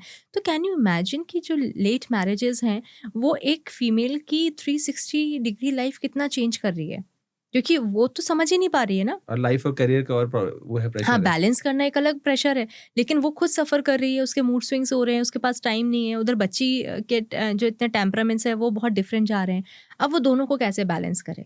बच्चे का और मदर का, डॉटर का जो रिलेशनशिप है, मदर डॉटर का, वो कहीं ना कहीं डिस्टर्ब भी होता है इससे, क्योंकि मदर को लगता है कि बच्चा समझे, बच्चे को लग रहा है मदर समझे, पर दोनों ही सेम पेस पे हैं आजकल, दोनों के हार्मोन्स डिस्टर्ब हो रहे हैं। तो ये बहुत बड़ा डिसएडवांटेज है लेट मैरिज का, क्योंकि मेनोपॉज में फिर महिलाओं को बहुत सफ़र करना पड़ता है। बट वही चीज़ पहले हम देखते थे ना, तो बच्चे हो जाते थे 26-27 साल तक, तो बच्चे इतने एलिजिबल हो जाते थे कि मदर के मूड स्विंग्स को हैंडल कर लेते थे। But right now it's very difficult कि घर के जो डिस्टॉर्शंस हैं इतना सारा कई बार बहुत एंजाइटी बढ़ जाती है just because of the same pace, क्योंकि उन दोनों की गलती नहीं हो रही यहाँ पर। आजकल देखा जाता है कि बहुत जल्दी मेनोपॉज आ जाता है कुछ फीमेल्स हाँ को, हाँ। तो क्या वहाँ पे कॉन्ट्रासेप्टिव पिल्स का भी कुछ वो रहता है कि अ, इन्वॉल्वमेंट रहता है कि क्योंकि उन्होंने अपनी लाइफ में कुछ ऐसी पिल्स कंज्यूम करी हुई होती हैं, हम्म। तो उसके कारण भी मेनोपॉज बहुत जल्दी अचीव कर लेती हैं अपनी लाइफ में? एग्जैक्टली द कॉन्ट्रासेप्टिव पिल्स की हम बात कर सकते हैं, बट हाँ गलत तरीके से और अगर गलत निगरानी में की होती हैं, डॉक्टर को बिना बताए या उनसे सलाह बिना लिए किया होता है, तो definitely it will hamper. Otherwise not कि ऐसा नहीं है कि आप वो ले रहे हो तो आपको जल्दी मेनोपॉज आ जाएगा, ऐसा कुछ भी नहीं है। ओके, जो मेनोपॉज जैसे पीरियड्स में क्या होता है कि आप पीरियड्स को डिले करने के लिए मेडिसिन ले सकते हो, हाँ हाँ। ऐसे मेनोपॉज को भी डिले करने के लिए कुछ मेडिसिन आती हैं क्या? अ, देखिए अभी हम लोग बात कर रहे थे ना, फीमेल्स बहुत खुश हो जाती हैं, मेनोपॉज आ रहा होता है तो कहीं उनको अच्छा है यार पीरियड्स चला जाने वाला है ना, तो ऐसा बहुत कम होता है। लेकिन स्टिल कई बार ऐसा होता है कि लोगों को लगता है कि हम कुछ हार्मोन थेरेपीज ले लेते हैं जिससे कि थोड़ा और टाइम हमारा एक्सटेंड हो जाए। कई बार डॉक्टर्स भी उनको सजेस्ट कर देते हैं कि आप अभी इतना अर्ली एज में आ रहा है तो आप कुछ मेडिकेशंस पे आ जाइए सो दैट कि हम इतना एज और हम निकाल लें। तो कई बार ऐसा होता है। मेनोपॉज के बाद बोन्स क्यों वीक हो जाती हैं और बोलते हैं कि फ्रैक्चर का खतरा भी बहुत ज़्यादा बढ़ जाता है, तो ऐसा क्यों होता है? हाँ, मेनोपॉज़ में बेसिकली जो कैल्शियम है उसका एब्ज़ॉर्प्शन बहुत कम होने लगता है। तो जैसे ही और हड्डियों को क्या चाहिए? कैल्शियम चाहिए। कैल्शियम चाहिए। जब उसी का ही एब्ज़ॉर्प्शन कम हो रहा है तो फिर अल्टीमेटली क्या होने लगता है कि वो बहुत फ्रेजाइल हो जाते हैं। और वो फ्रेजाइल होने लगते हैं तो थोड़ा-सा भी आप गिरे, कहीं पर भी गिरते हैं तो वो फ्रैक्चर होने के चांसेस बढ़ जाते हैं। एंड सेकेंडली जैसे कि एस्ट्रोजन कम होता है तो लेक्सिटी बहुत बढ़ जाती है जॉइंट्स के बीच में, वहाँ के जो लिगामेंट्स हैं वो बहुत ज़्यादा लेक्स्ड हो जाते हैं। तो उसको होल्ड नहीं कर पाते हैं जॉइंट्स को, मसल भी वीक हो जाती हैं क्योंकि स्ट्रेंथनिंग नहीं कर रही होती हैं फीमेल्स। तो ये कॉम्बिनेशन जो muscles, joints and again ligaments, इन सब के कॉम्बिनेशन से, कैल्शियम के कम एब्जॉर्प्शन से फीमेल्स मोर प्रोन हो जाती हैं कि वो गिरती भी बहुत जल्दी हैं, क्योंकि गेट भी डिस्टर्बेंस हो जाता है उनका और फ्रैक्चर होने के चांसेस बढ़ जाते हैं क्योंकि ऑस्टियोपोरोटिक हो जाता है। तो दीज आर द रीजंस जिसके कारण चांसेस बहुत बढ़ जाते हैं फीमेल्स में। बोलते हैं 50 के बाद है ना, कुछ एक्सरसाइज बंद कर देनी चाहिए मेनोपॉज में। हम्म। तो ऐसी कौन-कौन सी एक्सरसाइज हैं जो 50 इयर्स के बाद की वुमेन्स को बंद कर देनी चाहिए ऑन इमीडिएट बेसिस? अच्छा, इसका आंसर देने से पहले ना मैं थोड़ा-सा कुछ और डिस्कस करना चाहती हूँ। हुँ, सबसे हुँ। पहले तो हम ये समझें कि हम स्टार्ट करते कब हैं? 30s 40s में। 40s में ना, जनरली जब हम सारी रिस्पॉन्सिबिलिटी से फ्री हो जाते हैं तब हमें अपने लिए जिम का टाइम मिलता है। अब ध्यान आता है कि तब ध्यान हाँ, हमें भी कुछ करना चाहिए हमें था। कुछ करना चाहिए। तब तक हम पेरीमेनोपॉज़ में एंटर कर चुके होते हैं। मेनोपॉज़ आने वाला होता है। ऑलरेडी हमारे हार्मोन्स बहुत ड्रॉप डाउन हो रहे होते हैं। हमारी लेक्सिटी बहुत हो गई होगी, जॉइंट्स की फ्लेक्सिबिलिटी बहुत ज़्यादा बढ़ जाती है क्योंकि लेक्सिसिटी बढ़ गई है तो। अब ऐसे में हम क्या करते हैं ना, तुरंत जिम की तरफ भागते हैं। इससे पहले तो हमने किया नहीं एक्सरसाइज, या हमने पहले किया होगा अर्ली एज में, एक बड़ा गैप आता है, फिर से हम करते हैं और एकदम से हमारा होता है कि हम वेट लिफ्टिंग करने लगे। क्यों? और वहाँ पे हम ट्रेनिंग भी किससे ले रहे होते हैं? मेल ट्रेनर से। मेल ट्रेनर से वेट लिफ्टिंग करनी है तो वो इमीडिएटली रोक देना चाहिए, क्योंकि सबसे बड़ी गलती है ना, पहले तो आपने अपनी बॉडी को वार्म अप इतने सालों से किया ही नहीं था। इतना लंबा गैप देने के बाद आप सीधे जिम में जा रहे हो और जोश होता है कि भाई अब तो मैं वेट लिफ्टिंग कर लूँगी, ये कर लूँगी, वो कर लूँगी। ये सबसे ज़्यादा रिस्क है आपकी हेल्थ के लिए। तो सबसे ज़्यादा जो आपको इमीडिएटली रोकना है, वेट लिफ्टिंग को तुरंत रोक देना चाहिए। तो आपने इधर बोला कि वेट लिफ्टिंग को तो रोक दो। हाँ। तो फिर ऐसी कौन-कौन सी एक्सरसाइज है जो मेनोपॉज में हमको करनी ही करनी चाहिए? भले हम स्ट्रेंथ ट्रेनिंग हो, कार्डियो हो या योगा हो, क्या करना चाहिए फिर हमको? सी, तीनों ही इम्पोर्टेंट है। आपने बोला ना कि कार्डियो इम्पोर्टेंट है कि नहीं, यस इट इज़ इम्पोर्टेंट, बहुत इम्पोर्टेंट है कार्डियो हमारे लिए। सेकेंडली आपने बोला स्ट्रेंथ, स्ट्रेंथ के लिए हमें करनी कौन सी चाहिए ये बहुत इम्पोर्टेंट है। हम लोग जैसे बात करते हैं, पिलाटे एक्सरसाइजेज बहुत अच्छी होती है, पिलाटेस कर सकते हैं। थेराबेंट एक्सरसाइजेज बहुत अच्छी होती हैं, जो मैट एक्सरसाइजेज होती हैं। मतलब आप मैट पे उनको करोगे ना तो बहुत ओवरलोड आपके जॉइंट्स पे नहीं पड़ता है। इससे भी तो आपको स्ट्रेंथ मिल रही है। ज़रूरी थोड़ा ना कि आप हैवी डंबल्स उठाओगे तो ही आपको स्ट्रेंथ मिलनी है। आप रेजिस्टेंस थेराबेंट्स जो होते हैं उनको भी यूज़ करके आप मैट पे यूज़ कर सकते हैं। योगा आपकी फ्लेक्सिबिलिटी अच्छा करता है, आपकी इनडायरेक्टली आपके कोर मसल्स को भी बहुत स्ट्रेंथन अप करता है, वो भी बहुत हेल्प करेगा, आपके पेल्विक फ्लोर को हेल्प करेगा। तो तीनों के कॉम्बिनेशन में करें। मैं तो एडवाइस करती हूँ कि हर फीमेल को इन तीनों चीज़ों को वीक में 2 बार डिवाइड कर देना चाहिए। 2 दिन कार्डियो कर सकते हैं, 2 दिन स्ट्रेंथ कर सकते हैं जिसमें पिलाटे हो सकता है, आपका थेरापिस्ट एक्सरसाइजेस हो सकता है। 2 दिन आप अपने योगा और मेडिटेशन को दें, बिकॉज़ आपके मूड स्विंग्स जो हो रहे हैं उसको भी तो काम डाउन करना है ना। तो उसके लिए, क्योंकि जोश तो आ गया, करना है, 2 दिन करते हैं, तीसरे दिन मूड स्विंग हो गया, नहीं करना। अब वापस हम ज़ीरो पे आ गए। तो बेटर है कि आप अपने उस स्टेट को, मेंटल स्टेट को भी बोलते हैं ना, माइंड बॉडी सोल कनेक्शंस जो होते हैं उसको हमें लेके चलना चाहिए। जब आप वो फॉलो करोगे तभी आप कंटिन्यूअसली आप एक्सरसाइजेस कर पाओगे। अदरवाइज 2 दिन जिम जाओगे, तीसरे दिन आप घर बैठ जाओगे क्योंकि आज मेरा मूड ही नहीं है। मेनोपॉज में पेल्विक फ्लोर हेल्थ जो होती है वो इतनी इंपॉर्टेंट क्यों होती है? अच्छा, आपने तो मुझसे पूछा कि पेल्विक फ्लोर हेल्थ इंपॉर्टेंट क्यों है, लेकिन पेल्विक फ्लोर पता है लोगों को? नहीं पता। तो सबसे पहले तो हम यही समझते हैं कि पेल्विक पेल्विक फ्लोर फ्लोर क्या होता है? हाँ, एग्जैक्टली। राइट। तो देखिए, जनरली जो सारे मसल्स हमारे बॉडी में डिफाइंड हैं, बैक मसल्स डिफाइंड है, हमारे कोर मसल्स डिफाइंड है, हमारे लेग मसल्स डिफाइंड है, ऐसी हमारी पेल्विक फ्लोर है। जहाँ हम बैठे हुए हैं, जिस मसल्स पे सपोर्ट है, that is the pelvic floor. जहाँ जैसे 3 चीज़ें मैं हमेशा बोलती हूँ, जहाँ से आप रास्ता है पेशाब जाने का, पेल्विक फ्लोर सपोर्ट कर रहा है। आप वॉशरूम जाते हैं, रेस्ट रूम जाते हैं, पेल्विक फ्लोर, आपका एनस, आपका विजाइना, इवन आप जो सेक्सुअली आप एक्टिव हैं just because of the pelvic floor. तो कितना इंपॉर्टेंट रोल प्ले कर रहा है, बट कितना इग्नोरेंस है इसमें। हम एग्जैक्टली। जिम जाते हैं, हम बैक एक्सरसाइजेस करते हैं, हम थाइस लगाते हैं, हम आर्म्स लगाते हैं, बाइसेप्स करते हैं, but what about the pelvic floor? कोई नहीं कभी बात एक्सरसाइज करता की उस उस पे? पे। नहीं। And it is very important. तो सिर्फ मेनोपॉज नहीं, ये सभी एज के लिए बहुत इंपॉर्टेंट है। और आपको मैं बताऊं, सिर्फ फीमेल नहीं, मेल के लिए भी इंपॉर्टेंट है, क्योंकि पेल्विक ओके। फ्लोर तो उनके लिए भी है ना राइट। इंपॉर्टेंट। तो हम उस पे बात ही नहीं कर रहे हैं ना। अगर हमने अभी तक तो पेल्विक फ्लोर पे बात नहीं होती बट थी। इस टॉपिक को जनरली फीमेल्स के साथ ज्यादा क्यों कनेक्ट मैं करते हैं आपको फिर? वही बता रही हूँ कि अभी तक तो हम पेल्विक फ्लोर पे बात ही नहीं करते थे। आज हम जब बात कर रहे हैं तो फीमेल पेल्विक फ्लोर पे ज़्यादा बात कर रहे हैं, तो हम ये भूल गए हैं कि मेल का भी पेल्विक फ्लोर होता है। तो मसल्स तो दोनों के ही हैं ना, तो मेल की भी पेल्विक फ्लोर होते हैं, उनके भी कई सारी प्रॉब्लम्स होती हैं, तो जिसके लिए पेल्विक फ्लोर की स्ट्रेंथनिंग बहुत इंपॉर्टेंट होती है। बट मेनोपॉज में जैसे कि सारी मसल्स हमारी वीक हो जाती हैं, तो वैसे पेल्विक फ्लोर भी वीक हो जाती हैं, लेकिन वो सभी एज ग्रुप को इफ़ेक्ट करती है। जैसे ही मेंस्ट्रुएशन साइकिल स्टार्ट होती है तब भी वो इफ़ेक्ट करेगी, इसके बाद में डिलीवरी होती है तब भी वो इफ़ेक्ट करती है। तो अगर हमने प्रॉपर उसकी स्ट्रेंथनिंग नहीं की है, उस पे उनके साइन एंड सिम्पटम्स पे ध्यान नहीं दिया है, तो डेफिनिटली आपका पेल्विक फ्लोर डिस्फंक्शन होने ही होना वाला है। बिल्कुल संभावना है। तो मेनोपॉज में इसलिए है क्योंकि मसल जनरलाइज्ड वीक हो गई ना, तो वहाँ पे ईश्वर कुछ ऐसा नहीं करता, डिफरेंशिएट नहीं करता है कि भाई जनरलाइज्ड वीक हुई है तो पूरी बॉडी की जाएगी, तो पेल्विक फ्लोर भी जाएगी। ऐसा नहीं कि सिर्फ आर्म्स की जा रही है, पेल्विक फ्लोर अपना मेंटेन है, जिस पे हमने कभी काम नहीं किया, होल लाइफ ध्यान ही नहीं दिया, बात भी हम आज कर रहे हैं। तो मेनोपॉज ही नहीं, ये सभी एज के लिए मैं बोलती हूँ बहुत इंपॉर्टेंट है पेल्विक फ्लोर की हेल्थ के लिए। तो आप पेल्विक फ्लोर के बारे में बात कर रहे हो, तो मेनोपॉज में पेल्विक फ्लोर हेल्थ के लिए लोग सबसे बड़ी गलतियां क्या करते हैं? सबसे बड़ी गलती तो ये है कि उनके पास राइट इन्फॉर्मेशन नहीं है और जो वो गलत प्लेटफॉर्म से इकट्ठा करते हैं। दूसरी बड़ी गलती ये है कि वो पेल्विक फ्लोर एक्सपर्ट के पास जाते नहीं हैं। तीसरी सबसे बड़ी गलती है कि यूट्यूब पे कीगल एक्सरसाइज सुनकर उसको करना शुरू कर देते हैं। बेसिकली कीगल एक्सरसाइज जो होती है ना, वो कॉन्ट्रैक्शन रिलैक्सेशन कराती है हमारे पेल्विक फ्लोर मसल्स की। तो यूरिन लीकेज का अगर प्रॉब्लम है तो उसमें हेल्प करता है। लेकिन अगेन मैं आपको बताना चाहती हूँ कि हमारी मसल्स के 2 तरीके के टाइप होते हैं, हाइपरटोनिक और हाइपोटोनिक। अगर मसल्स की स्ट्रेंथ कम है तो वो वर्क कर जाएगी कीगल एक्सरसाइज जिसमें कॉन्ट्रैक्शन रिलैक्सेशन कर रहे हो। बट ऑलरेडी मसल की टोन बहुत ज़्यादा है जिसको हम लोग हाइपरटोनिसिटी कहते हैं। अब ऐसे में आपने और कॉन्ट्रैक्ट रिलैक्स कर लिया तो क्या होगा, प्रॉब्लम वर्स्ट हो जाएगी। फिर हम राइट। बोलते हैं कि अरे इससे तो कुछ फ़ायदा ही नहीं हुआ।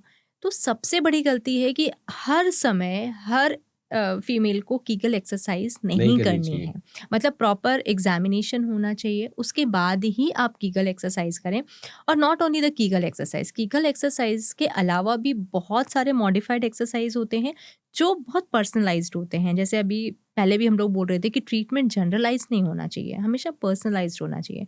तो यहाँ पर भी same assessment, same diagnosis and the treatment according to the women, जिसको क्या रिक्वायरमेंट है। तो सबसे बड़ी गलती कीगल एक्सरसाइज है जिसको नहीं करना चाहिए ऑल द टाइम। और लड़कों को? सेम है ये, सेम है। मतलब आपको लड़कों पता है को भी? प्रोस्टाइटिस जो होता है ना, प्रोस्टेट ग्लैंड जो होती है, बहुत बार मेल्स में देखा जाता है कि प्रोस्टाइटिस हो गया, अगर वो पेल्विक फ्लोर टाइमली करेंगे ना तो नहीं होगा। या फिर सेक्सुअली अगर कई बार प्रॉब्लम होता है तो वो भी उनको पेल्विक फ्लोर से हेल्प करता है। यूरिनरी इनकॉन्टिनेंस मेल में भी तो हो सकता है, हम्म, अकेले फीमेल में तो नहीं होता। बेचारे वो बिल्कुल। किससे कहेंगे, उनको लगता है डायबिटीज हो गई है इसलिए हो रहा है। मैंने आपको बताया था, तो वही तो आप डिस्कस कर रहे थे ना कि लड़कियों के पास तो एटलीस्ट गायनेकोलॉजिस्ट होते हैं, हाँ, लड़कों का क्या, लड़कों के पास तो वो भी नहीं होते हैं। बट डॉक्टर कोई तो है, आप कहीं तो जा सकते हो। वही तो क्लैरिटी नहीं होती ना। वही तो क्लैरिटी नहीं है, करेक्ट है, हाँ। एक्चुअली प्रॉब्लम तो यही है कि डॉक्टर्स बहुत हैं, हम्म, फीमेल्स के साथ और मेल्स के साथ दोनों का ही हाँ हाँ, कॉमन प्रॉब्लम है सही बात है। कि आज की तारीख में अगर आपको प्रॉब्लम हुआ है तो आप किस डॉक्टर के पास जाओ, यही क्लैरिटी नहीं होती है। ये एक्चुअली हमारे पास भी जब आते हैं तो कई बार हम लोग बोलते हैं अभी मैं हमारे पास मत आओ, अभी आप पहले न्यूरो फिजिशियन के पास जाओ, या फिर आप ऑर्थोपेडिशियन के पास जाओ, या आप गायनेकोलॉजिस्ट के पास जाओ, पहले वहाँ जाओ, फिर आप हमारे पास आइए। तो उनको ऐसा लगता है, कई बार वो इतने ज़्यादा प्रोन टू होते हैं, नहीं आपने उनको ठीक किया तो आप हमें भी ठीक कर दो। ऐसा नहीं है, एक प्रोसेस को फॉलो करिए आप, उसके बाद ही आपके बेटर रिजल्ट्स आने वाले हैं। और जाना कहाँ है, ये तो सबसे बड़ी प्रॉब्लम है कि कौन सी पैथी को अपनाना है, कब होम्योपैथिक अपनानी है, कब एलोपैथिक, कब होम्योपैथिक, कब यूनानी, कब physiotherapy. People really don't know. और सबसे बड़ी मिस्टेक के कारण, यही मिस्टेक के कारण उनका जो हेल्थ है ना वो बहुत ख़राब होती चली जाती, प्रोग्रेसिव उनका ट्रीटमेंट नहीं हो पाता है। और इसके कारण फिर बोलते हैं डॉक्टर्स ने हमको लूट लिया। अरे ऐसा नहीं है, आप सही समय पे तो जाओ। पहली बात तो आप तब जाते हो कि जब, जैसे आपने बताया कि फिशर का प्रॉब्लम हुआ, ब्लीड हो गया, फेंट हो गई, तब पेशेंट को लग रहा है अब हम डॉक्टर के पास जाएं। अरे बाबा, उसमें तो इतने बड़े बड़े हाँ प्रॉब्लम्स आए कि लोग झोला छाप डॉक्टर के पास चले जाते हैं। कोई हाँ बोलता है कि इधर कुछ कॉइन डाल लो, कोई हाँ बोलता है हाँ कुछ डाल हाँ। लो, अरे प्रॉब्लम सॉर्ट हो मैं जाएगा। इसीलिए ना, इसमें भी हम फिजियोथेरेपी में जो कैरोप्रैक्टर है, नस चटका देते हैं, is it so, it is okay. आपने सुना होगा ना कैरोप्रैक्टर का टक टक टक टक टक किया, इट्स वेरी फैंसी वर्ड। हमारे पास ही पेशेंट आते कहते हैं आप टक टक टक टक करते हैं क्या? तो टक टक टक टक एक्चुअली वो है क्या, पहले ये समझो आप। It's a manipulation. आपका स्पाइन अगर थोड़ा भी एडजस्टमेंट उसका खराब हो गया है तो आप टक टक करके थोड़ा लेवल तक कर सकते हो, but ultimately you have to do the exercise. उस स्पाइन के अलाइनमेंट को बनाने के लिए एक्सरसाइज बहुत इंपॉर्टेंट है। आपने एक बार तो एडजस्ट कर दिया एंड आफ्टर दैट तो ऑल द टाइम कैरोप्रैक्टर आके आप फिजियोथेरेपिस्ट से पूछना भी सही नहीं है, because we are working on the core, we are not working कि सिर्फ अलाइन कर दिया। ठीक है, अलाइन करना मैनिपुलेशन का पार्ट है, हमने किया, लेकिन बाद में उसको कौन होल्ड करेगा? आप ही मसल्स करोगे। करेंगी। मसल्स को स्ट्रेंथन अप कौन करेगा? एक्सरसाइज करेंगी, तो वो तो करो पहले। राइट। और लोगों को एक्सरसाइज ही नहीं करनी होती, बाकी सब करना होता है। बाकी सब करना, क्योंकि वो फ्री में मिल रहा है ना, इजी है ना, पैसा नहीं लग रहा है। एफर्ट नहीं डालना पड़ रहा है ना। एफर्ट डालने पड़ और रहे हैं, एक्सरसाइज लेकिन पैसा, एक्सरसाइज हाँ, और एक्सरसाइज करने में और ज्यादा एफर्ट लगेगा। एफर्ट लगेगा ना, तो उससे लोग डरते हैं, भगते हैं। मेनोपॉज के बाद लोग है ना सेक्सुअली इनएक्टिव बहुत ज्यादा हो जाते हैं, और हाँ। उसके बाद कहीं ना कहीं वो इन्वॉल्व होने की कोशिश भी नहीं करते हैं। व्हाई? अगेन बायोलॉजिकल प्रॉब्लम भी है, साइकोलॉजिकल प्रॉब्लम भी है। सबसे पहले हम साइकोलॉजिकल पे बात करते हैं, क्योंकि वो मान चुके होते हैं कि एजिंग है, अब हम फर्टिलिटी से बहुत दूर हो चुके हैं। ठीक है, पर्पस एक्चुअली हमारे इंडिया में ना जो सेक्सुअल लाइफ है ना उसके बड़े डिफरेंट टर्म्स हैं। उनको ऐसा लगता है बच्चे हो गए सेक्स लाइफ ख़त्म, बट एक्चुअल में ऐसा नहीं है। बट हमारे इंडिया में ऐसा माना जाता है। तो एक तो वो माइंड सेट है कि ठीक है अब तो एज हो गई स्पेशली है। विलेजेस में। हाँ, विलेजेस में भी बहुत सी ऐसी फैमिलीज, कपल्स हैं जिनमें ये चीज़ एक्सेप्टेंस आज भी हो सकती है ना, बहुत सारे लोगों में देखते हैं। तो उनको ऐसा लगता है कि नहीं, अब तो एज हो गया है, सारा हो गया, तो दे आर मतलब कि लाइक ठीक है अभी सेक्सुअली एक्टिव होके क्या करना है ना। सेकेंडली होता है कि जब ईस्ट्रोजन हार्मोन ड्रॉप डाउन होता है तो वजाइनल लुब्रिकेशन जो होता है वो भी कम हो जाता है। तो उसके कारण कई बार जब वो सेक्सुअली एक्टिव होते हैं तो may be a painful also, तो वो पेन उनको रेजिस्ट करता है कि अब नहीं करना है। तो वो रेजिस्टेंस उनको धीरे धीरे वो इतना डिले हो जाता है कि वो उनकी जो पर्सनल लाइफ है वो भी वो बहुत डिस्टर्ब कर लेते हैं इसके कारण। तो सबसे पहले ये समझना होगा कि ये बॉडी का बहुत ही नेचुरल बायोलॉजिकल हमारे चेंजेस आ रहे हैं, बट इससे हमारा सोशल, हमारा पर्सनल, हमारा प्रोफेशनल, ये कुछ भी नहीं हार्म करना चाहिए, कोई भी एंगल इसमें नहीं रुकना चाहिए। तो वो एक्सेप्टेंस ही नहीं आती लोगों में। And according to the survey 40-50s के बाद ही ज्यादा एक्स्ट्रा मैरिटल अफेयर्स जो होते हैं ना, एक्स्ट्रा मैरिटल अफेयर्स वो हाँ, ज्यादा होते हैं। Actually because reason is that ना, क्योंकि ये प्रॉब्लम फीमेल्स में आ रही है, मेल्स में तो नहीं आ रही है ना। तो आप देखोगे तो फिर वहीं से ही एक्स्ट्रा मैरिटल अफेयर स्टार्ट हो जाते हैं। देन अगेन फिर पर्सनल लाइफ और डिस्टर्ब होने लगती है। फिर मेल्स को लगता है कि फीमेल को इंटरेस्ट नहीं है, फीमेल को लगता है मेल को इंटरेस्ट नहीं है। पार्टनर्स में ये एक डिटैचमेंट क्रिएट हो जाता है। डिटैचमेंट क्रिएट होने लगता है और उससे फैमिली बहुत ज़्यादा डिस्टर्ब होने लगती है। तो अगेन इस पे मुझे लगता है कि इस पे सबसे ज़्यादा ना बातचीत होनी चाहिए। हार्मोन रिप्लेसमेंट थेरेपी जो होती है HRT, इससे लोग इतने डरते क्यों हैं? बिकॉज उनको लगता है कि इसके साइड इफ़ेक्ट्स बहुत ज़्यादा हैं। उनको लगता है कि इससे बहुत सारी बीमारियां हो सकती हैं, क्योंकि प्रॉपर अवेयरनेस नहीं है ना। उनको लग रहा है कोई हार्मोन को हम इंसर्ट कर रहे हैं हमारी बॉडी में तो कुछ बहुत चेंजेस आ जाएंगे, या तो हमारा मोटापा बहुत बढ़ जाएगा। कई बार तो पेशेंट्स ऐसा भी बोलते हैं कि हमको कैंसर भी हो सकता है क्या इससे। तो ये प्रॉपर अवेयरनेस नहीं होने के कारण, एजुकेशन नहीं होने के कारण उनको डर रहता है कि दूसरी बीमारियां उनको घेर लेंगी, बट ऐसा कुछ है नहीं। और ये HRT जो है मेनोपॉज में कितना मददगार रहता है? इट्स डिपेंड करता है कि उसको रिक्वायरमेंट कितनी है। एक्चुअल में अगर रिक्वायरमेंट है बहुत अर्ली एज में, जैसे हमने बात करी थी कि अर्ली एज में मेनोपॉज आ रहा है, तो जनरली उसको रिक्वायरमेंट रहती है। तो वो उनके जो डॉक्टर्स हैं, उनके फैमिली डॉक्टर्स हैं, गायनिक्स हैं, उनसे बात करके वो उस रिक्वायरमेंट को समझ के वो लोग ले सकते हैं। कि कितनी क्वांटिटी में बॉडी की ज़रूरत है उस हाँ, हिसाब वो से? वो डिसाइड करेंगे ना, मतलब खुद से नहीं कर सकते। और एक्चुअल में आपको इस एज में, अब आप 55 में आ गए हो, आपको अब ज़रूरत नहीं है, आना ही है मेनोपॉज़, तो फिर नहीं है ना ज़रूरत। लेकिन हाँ, अगर आप बहुत अर्ली में आ गए, 38 में आ गया है, तो मे बी गायनिक उसकी पर्सनल हेल्थ को ध्यान में रखते हुए HRT उसको रिकमेंड कर सकती हैं। तो इट्स डिपेंड, हर वुमेन के हिसाब से अलग-अलग ये बैठता है ये चीज़। तो 30s की उम्र में क्यों मेनोपॉज आ जाता है इतनी जल्दी? नहीं, इसके बहुत सारे कारण हैं। 30s में तो नहीं आता है, बट हाँ 35 के बाद में बहुत टाइम ऐसा देखा जाता है। मे बी उनको पुराना PCOD हो सकता है, पहले से ही इर्रेगुलर साइकिल उन्होंने कभी ध्यान ही नहीं दिया हो। तो पहले भी फ्लक्चुएट कर रहे थे, अब वो उस एज में आ गए हैं, फिर उसके बाद डिलीवरी हो गई है, तो ऑलरेडी फ्लो कम हो गया है, या फिर बहुत सारे उन्होंने हार्मोनल इम्बैलेंस हो गया है बॉडी में, तो हो सकता है कि अर्ली उनको हो जाए, बट ऐसे केसेस बहुत कम देखे जाते हैं। तो रात की कौन-सी एक आदत ऐसी होती है जो मेनोपॉज के हॉट फ्लैशेस को और ज़्यादा बढ़ा देती है? जो आज सबके हाथ में है, that is the mobile phone. क्योंकि जब भी रात में हम सोते हैं ना, तो बहुत लेट तक रील को स्क्रॉल करते रहते हैं। फिर उसके बाद में क्या होता है कि प्रॉपर्ली नींद नहीं आती है, तो सुबह फिर अगेन हम बहुत एंजाइटी में उठते हैं। फिर हमारे ऑलरेडी ड्रॉप हो रहे हैं हमारे हार्मोन्स, वहाँ पे और ड्रॉप हो जाते हैं, स्ट्रेस बहुत बढ़ जाता है, तो हॉट फ्लैशेस आपको और बढ़ा मतलब उसकी प्रॉब्लम और ज़्यादा बढ़ जानी है। तो सबसे पहले ना अपने स्लीप साइकिल को प्रॉपर करना चाहिए, और उसका सबसे बेहतरीन तरीका होता है कि आप अपने मोबाइल फ़ोन को सही समय पे अपने पास से हटा दें। बीके शिवानी जी जो उनका मैं एक सेशन सुन रहा था, तो शी सेड कि आपको है ना, जब आप ऑफिस से घर चले जाते हो हाँ। तो शाम को 7 बजे के बाद आपको अपना मोबाइल फ़ोन है ना एज़ अ लैंडलाइन यूज़ करना चाहिए, कि एक जगह पे रख दिया है, अब वो वहीं पे रहेगा। अगर आपको फ़ोन आया भी था, वहाँ जाओ, उठाओ, बात करो, वहीं वापस रख के आओ। आपके बेडरूम में नहीं आना चाहिए। एक्चुअली मतलब वैसे भी मैं आपको बताऊँ ना, बेडरूम को बेडरूम ही समझना चाहिए। हम उसको मीडिया रूम भी बना देते हैं, हम उसको एक गॉसिप का रूम भी बना देते हैं, तो वो एटमॉस्फेयर भी बहुत खराब होता है एक्चुअली। एग्ज़ैक्टली। हाँ, तो उस वो सब चीज़ें ना डिफरेंट अलग अलग जोन में रखनी चाहिए। और मुझे तो लगता है घर जाके ना आप साइलेंट पे डाल दो, कोई नहीं मर रहा है आपके बिना, कुछ नहीं बट होने वाला है किसी को। बट यहाँ पे लोगों का एक है ना अलग वो हो जाता है कि अब मैं शाम को दिन भर से काम-वाम करके हर चीज़ से फ्री हुई हूँ, स्पेशली फीमेल्स, कि अब I need my me time. तो मुझे थोड़ा-सा मोबाइल देखना है, थोड़ा-सा नेटफ्लिक्स देखना है, और पता चला रात को 12-1 बजे तक सिर्फ मोबाइल ही देख रहे वो हैं। मी फिर टाइम है ही नहीं। मी 1-2 घंटे टाइम मोबाइल को दिया, उसके बाद दे विल स्लीप, और उसके मी वजह से नींद आती नहीं है। मी टाइम क्या है? मी टाइम तो आपकी फैमिली है ना। आप अपनी फैमिली के साथ गॉसिप करोगे, डे टू डे लाइफ की बातें करोगे, वो मी टाइम होगा ना। आप कैसे दुनिया जिसमें किसी को जानते ही नहीं हो उसके बारे में इन्फॉर्मेशन लेके कैसे मी टाइम होगा?